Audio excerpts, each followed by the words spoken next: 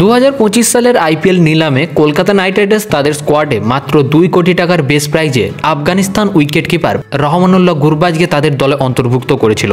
তবে বর্তমানে আফগানিস্তান বনাম জিম্বাবুয়ে সিরিজ চলাকালীন এই গুরুতর চোটের কবলে পড়েছেন রহমানুল্লাহ গুরবাজ ইতিমধ্যেই এই সিরিজ থেকে তো ছিটকে গেছেন এবং এখন নিশ্চিত নয় যে তিনি আইপিএলের আগে সুস্থ হয়ে উঠবেন কিনা। কেকেআর ভক্তদের জন্য অবশ্যই এটি একটি বিশাল দুশ্চিন্তার কারণ, কিন্তু চিন্তার কোনো কারণ নেই। যদি গুরবাজ আইপিএল 2025 থেকে ছিটকে যান তবে কেকেআর দলে নিউজিল্যান্ডের best wicket keeper batsman Finn Allen বড় রিপ্লেসমেন্ট হতে পারেন।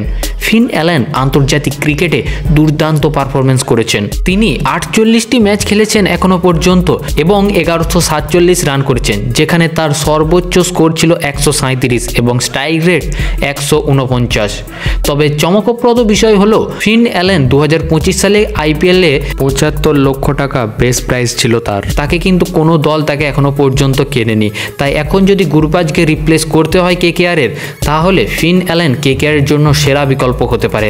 আপনাদের মতামত কি? ফিন অ্যালেন কি কেকেআরের যোগ্য রিপ্লেসমেন্ট হতে পারবেন, নাকি কেকেআর অন্য কোনো প্লেয়ারকে তাদের দলে নেবে?